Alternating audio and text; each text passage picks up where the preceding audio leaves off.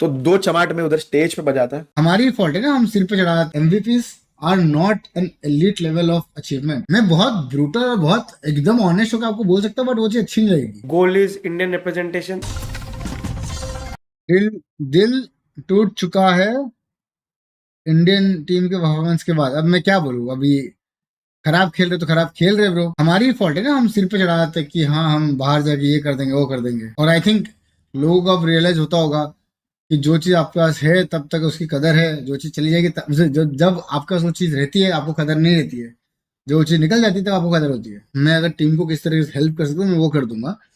मेरा टीआर में इतना किसी के साथ बातचीत नहीं है कभी भी। जेली को सिर्फ मैं थोड़ा बहुत बातचीत किया हूँ, और थोड़ा बहुत केवल लम्हों से बातचीत हो जाता है, रेगुलर बेसिस पे नहीं होता है। नहीं तो मैं उनको कॉल करके बोल दिया, जैसे मैंने आई थिंक ट्राई किया था अपने end से जो मैं इनपुट दे पाऊँ। ऑब्वियसली टेक्निकल बात में इनपुट नहीं देना नहीं देना सही नहीं है, you not a part of the team.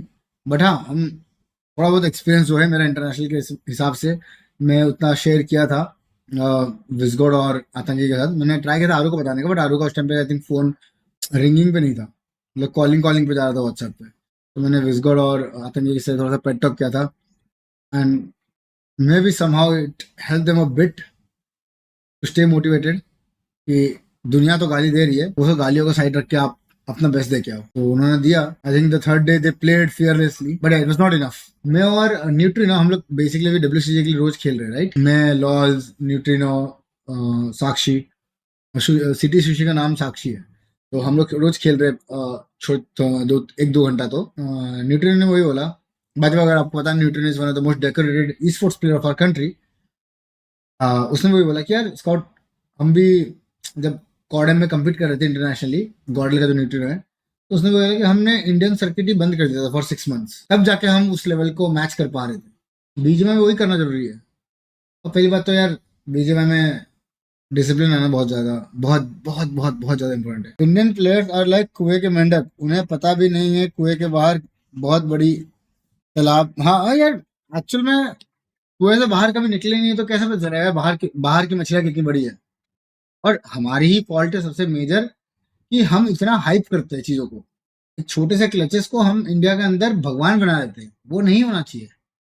अब इंटरनेशनल लेवल पे देखो, रोजमेरी ने को एक इंटरव्यू था। वो I think one of the most skilful player पूरे वर्ल्ड में अभी इस करंट स्टेट पे। उसने बताया तुम्हारे इज द बेस्ट प्लेयर कौन है, तो उसने ऐसा बोला था कि जो बंदा मल्टीपल टाइम्स इंटरनेशनल चैंपियनशिप्स जीते। चैंपियनशिप्स जीतने को वैल्यूएशन ज्यादा मिलता है, वैलिडिटी ज्यादा मिलती है बाहर। हमारे इधर ऑडियंस खुद कभी भी जीतने वाले को उतना वैलिडिटी नहीं देते, रादर देन उस टूर्नामेंट में कौन एमवीपी बना उसको वैल्यू ज्यादा देते हैं। बाहर कितने लोग एमवीपी बनते हैं किसको फर्क नहीं पड़ता है, अंटिल अनलेस वो चैंपियन है वो।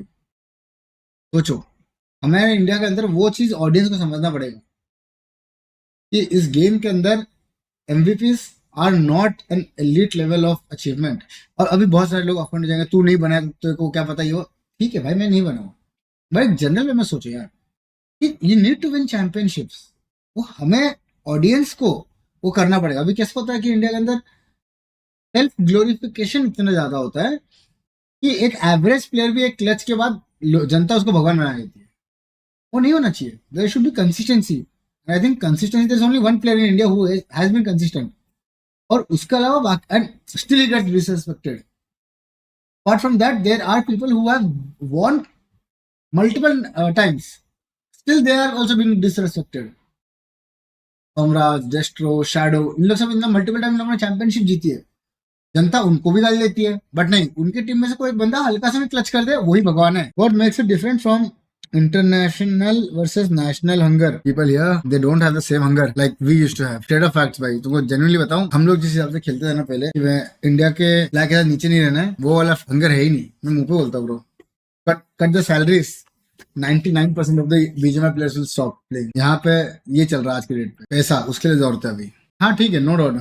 मैं, मोर्टल, जॉनी, हम तीन ई स्पोर्ट्स बैकग्राउंड से हम कंटेंट क्रिएटर किए बने हैं, बट क्या बाहर के क्रिएटर्स वो करते? नहीं करते, एथलीट्स करते नहीं करते। तुम मेरे को कभी पूछना ना किसी प्लेयर को जिसने बाहर परफॉर्म किया है, हम फैक्ट की बात करते हैं, जिस भी प्लेयर ने बाहर कभी ना कभी परफॉर्म किया हो, कभी पूछना तुम्हारे टाइम पे जो हंगर था क्या वो सेम आज के डेट में प्लेयर्स के बीच में है? नहीं है। मैं बहुत ब्रूटल और बहुत एकदम ऑनेस्ट होकर आपको बोल सकता हूँ, बट वो चीज अच्छी नहीं लगेगी, इसलिए मैं बोलता ही नहीं हूँ। बकने दो ना, अब क्या बोले। अब हम खराब खेल रहे तो भी हम गाली सुनेंगे, और क्या। अच्छा खेलेंगे तो वाह वाही सुनेंगे।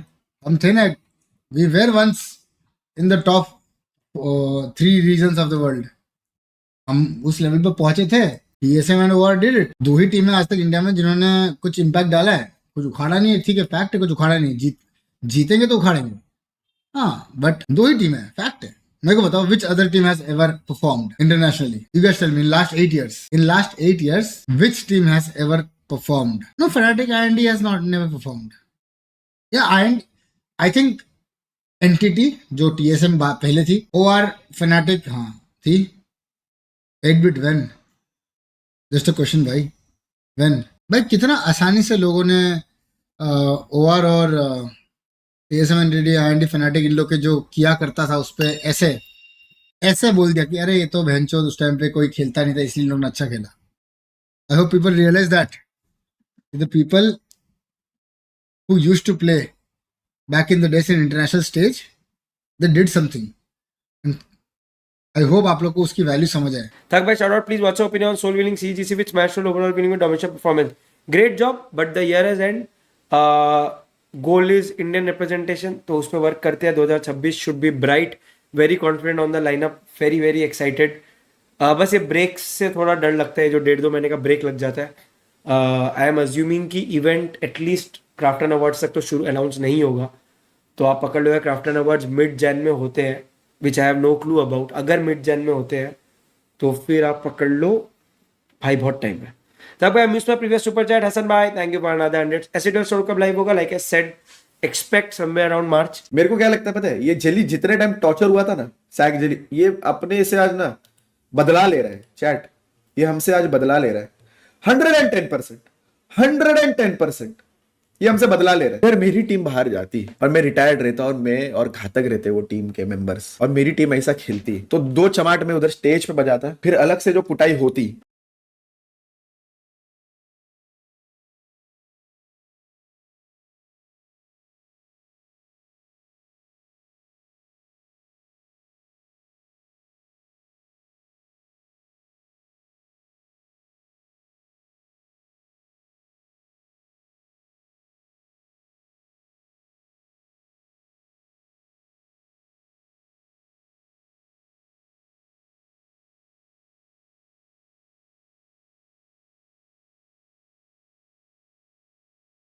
भाई अपने कह रहे थे मुंबई में रहता हूँ, आजा मिल रही है, वो गाली गलौज करी, बात हुई पूरी कॉल पे. भाई ने सॉरी वॉरी कहा. अब भाई का ब्रॉडकास्ट चैनल पे मैसेज देखी ईगो हट हो गया वापस से. अब हमने कम से कम 15-20 मिनट कॉल पे बात करा. कॉल पे तो भाई से 20 बार एड्रेस मांग लिया, भाई मिलना है बताओ, मिल के सॉल्व करते. फिर एक बार ही भाई ने एड्रेस नहीं दिया कि कहाँ पे रहता हूँ, एग्जैक्ट एड्रेस. भाई पूरा तड़प गए. और अब ब्रॉडकास्ट पे मैसेज देखने के बाद और अकाउंट उठने के बाद पूरा ट्रिगर हो गए. बोलते तुझे तो मैंने सॉरी बोला ही नहीं, ये वो. भाई ऑनलाइन गैंगस्टर है भाई. पूरा बजना है बजा लो, बकचोदी करनी है करा लो. बाबू सो जा जाके, कुछ नहीं हो रहा है तेरे से. 4 साल से बोल रहे कम्युनिटी में कॉल पे. भाई को कोई जानता था 4 साल से? कौन है पता नहीं, फेम लेने आ जाते हैं फालतू का. बाकी तो लैंड वैन पे मिलते रहेंगे, देख लेंगे.